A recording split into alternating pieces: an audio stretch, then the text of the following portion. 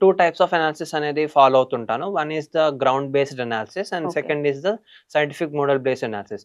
So, first ఏందంటే నేను ఒక రోజులో తీసుకున్నట్టయితే నేను ఎర్లీ మార్నింగ్ గాని స్కై కండిషన్ ప్యాటర్న్ అనేది రీడ్ చేస్తాను. అంటే టెర్రస్ మీదకెళ్ళి నేను మీకు స్టార్టింగే చెప్పాను కదా! ఎప్పుడైతే వర్షం పడుతదో లేకపోతే ఎప్పుడైతే వర్షం పడే ఛాన్స్ ఉందో అప్పుడు గంటల తరబడి టెర్రస్ మీదకెళ్ళి ఇట్లా అవును. చేసేవాడిని. సో, అట్లా అదే ప్రాసెస్‌లో ఎప్పుడైతే మనకి ఇట్లా రెయిన్ ఛాన్సెస్ ఉంటాయో, ఎప్పుడైతే మనకి థండర్ స్టార్మ్ ఛాన్సెస్ ఉంటాయో అప్పుడు నేను టెర్రస్ మీదకెళ్ళి స్కై కండిషన్‌ని రీడ్ జేసి, మనకి క్లౌడ్ ప్యాటర్న్స్ ఎట్లా డెవలప్ అవుతున్నాయి, మన హ్మ్. స్కైలో హేజీనెస్ ఎంతుంది, హ్మ్. తర్వాత మనకి హ్యూమిడిటీ ప్యాటర్న్స్ ఎట్లా ఎవాల్వ్ అవుతున్నాయి. సో, ఇట్లా ఓవరాల్‌గా ఒక రియల్ టైమ్ ఫీల్ లాగా వెదర్ అనేది మన నేకెడ్ ఐతో స్టడీ చేస్తాను. ఓకే. అండ్ సో, అప్పుడు నాకొక ప్రిలిమినరీ అండర్‌స్టాండింగ్ అని వస్తది. ఓకే. మనకి ఓకే. కండిషన్స్ అనేవి రెయిన్ పడనికి ఛాన్సెస్ అనేవి ఉన్నాయి. బట్ ఇప్పుడు చూసిన వెంటనే మనకి కంక్లూజన్ అంటూ రాలేము. హ్మ్. సో, అందుకని నేను సెకండ్ టైప్ ఆఫ్ అనాలిసిస్ దాన్నే మనం సైంటిఫిక్ మోడల్ బేస్డ్ అనాలిసిస్ అంటాము. హ్మ్. సో, దానికి నేను ఎట్లా అంటే నేను డిఫరెంట్ వెదర్ మోడల్స్ అనేవి ఉంటాయి.